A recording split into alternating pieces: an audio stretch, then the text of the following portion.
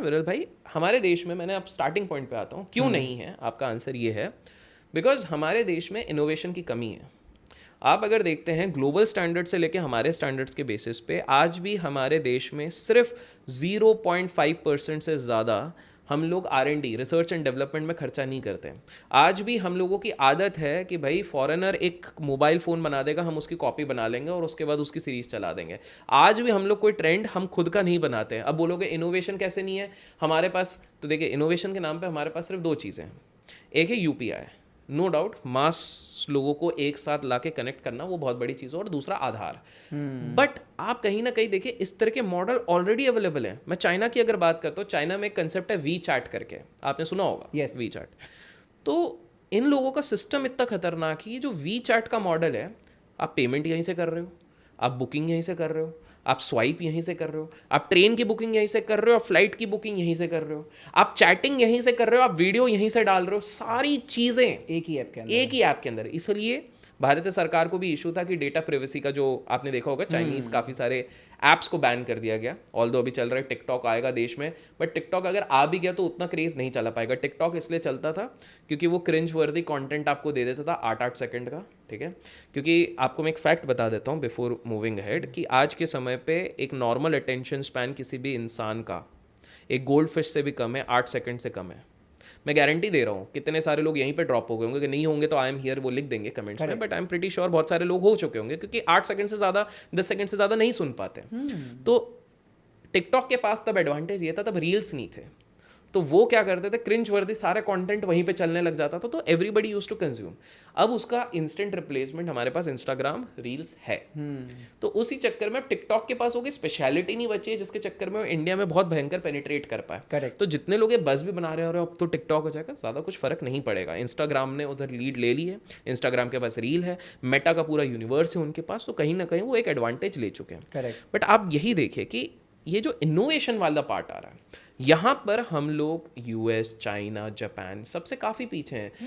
China में एक simple सा एग्जांपल देता हूँ। अब एक बात बताइए, अगर आप तो मुंबई में हैं, महाराष्ट्र में हैं, आपने कुछ साल पहले घर भी लिया अपना, ठीक है, लेट्स से कहीं पर इधर कंस्ट्रक्शन चल रहा है, आप प्री कंस्ट्रक्शन जो अपन बोलते हैं ना, खरीद लेते हैं ताकि थोड़ा सा वो हो, बिल्डर आपको कुछ रिबेट देता है। मान लीजिए प्री कंस्ट्रक्शन आज आप 2025 में अगर पे कर रहे हो भारत में, आपको क्या लगता है आपको पूरी घर कब तक बन के मिल जाएगा? कम से कम 2-3 साल। 3 साल। अब आप सोचो 58 स्टोरी की बिल्डिंग चाइना में 18 दिन में खड़ी हो जाती है। और हमारे इधर 9 साल में एक ब्रिज नहीं बन पाता, और बनता भी है तो टेढ़ा मेढ़ा बनता है। आप समझ रहे हैं?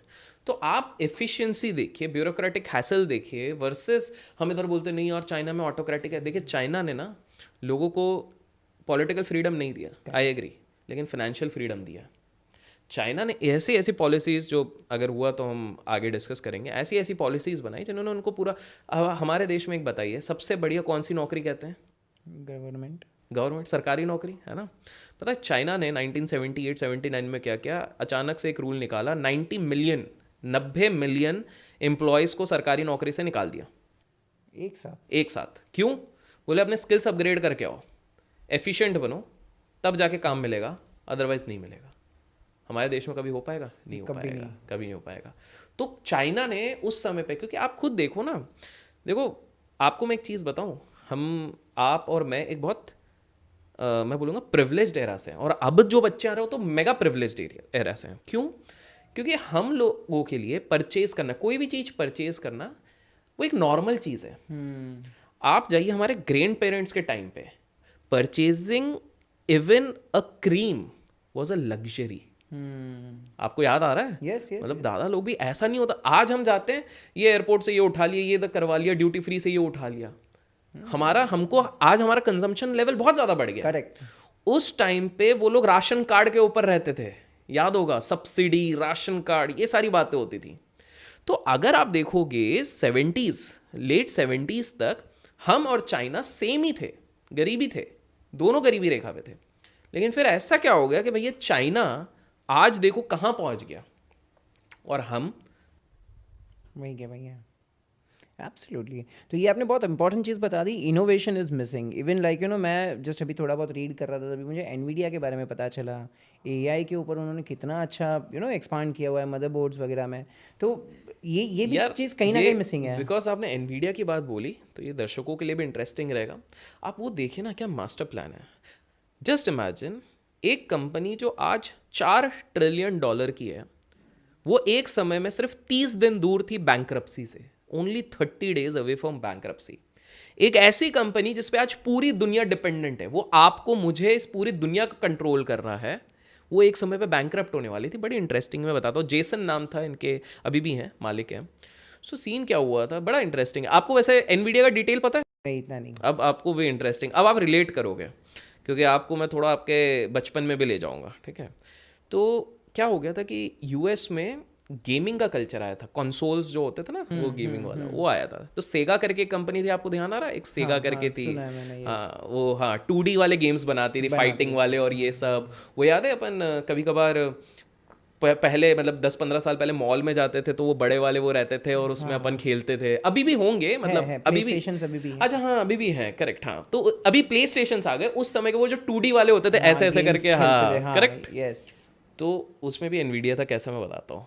हाँ यही, ये सोचिए कब से एनवीडिया और हमको पता भी नहीं है। सो बेसिकली क्या था कि एनवीडिया चिप मेकिंग कंपनी थी, ठीक है। पहले वो हार्डवेयर्स पे थोड़ा वर्क करती थी, बट वो चिप मेकिंग थी। पहले तो ये समझते, वो बैंक्रप्सी वाला क्या किस्सा बड़ा इंटरेस्टिंग है। एक कंपनी का मालिक जो आज $4 ट्रिलियन से भी ज़्यादा का मालिक है, $4 ट्रिलियन। कितने जीरो होते हैं लोग कमेंट्स में लिख के थक जाएंगे, और जो लिख गया उसको आप दिल दे दीजिएगा बिल्कुल। 100%। तो $4 ट्रिलियन का, और INR में कन्वर्ट करना है $4 ट्रिलियन को, ये है ये तो चैलेंजिंग ये होगा। चैलेंज है। तो उसके लिए चाहिए तो आप गूगल भी कर सकते हैं बट आप बिल्कुल कीजिए। $4 ट्रिलियन का मालिक 30 दिन दूर था बैंक्रप्सी से। बंदा क्या करता है कि उसका सारा जब प्रोजेक्ट फेल हो रहा है, क्या करूं क्या करूं क्या करूं। तो अब आप लोग सोच रहे हो कुछ मोटिवेशनल आएगा, नहीं कुछ मोटिवेशनल नहीं है। वो बंदा क्या करता है, बोले मेरे को अब 30 दिन कैसे भी कुछ भी करके, मेरे को, उसके पास दिमाग में कुछ प्लान तो है, लेकिन मेरे को उसके लिए 50-60 दिन निकालना है। तो वो क्या करता है, बोले एक टिकट लेता है, उसके पास सिर्फ 30 दिन का पैसा है, कुछ 15-20 मिलियन डॉलर बचे हुए हैं, 200 करोड़ पकड़ लेते, 200 करोड़ इसके पास है। ये बंदा टिकट लेके कहाँ जाता है, लास वेगास। और लास वेगास में चाहता है कसिनो, और वहाँ पे वो 20 करोड़ का दाव खेलता है, और वहाँ से उसको 6 महीने के पैसे मिल जाते हैं। तो भाई क्या कसिनो ये खेलना चाहिए? एनवीडिया नहीं, मैं ये नहीं कह रहा हूँ, डिस्क्लेमर, बट आप सोचिए एनवीडिया की बेस यहाँ पर है, बट ये नहीं है क्योंकि अब तो जुआ इधर भी बैन है। हाँ। बट द थिंग इज वहाँ से शुरू हुआ। लेकिन अब इसका मास्टर देखिए, तो क्या हो गया, एनवीडिया जब चिप मेकिंग के करती थी, तो वो गेमिंग कंपनी के साथ उसने टाई अप किया। उसने टाई अप किया सेगा के साथ। जो आपने एक मूवी देखी होगी, आपका तो बेटा भी है, सोनिक करके, हाँ। है ना। तो इसमें कई सेगा के इस पे गेम्स भी आते थे इस पे, ठीक है। निंटेंडो करके रहता था और सेगा के साथ पहले आते थे।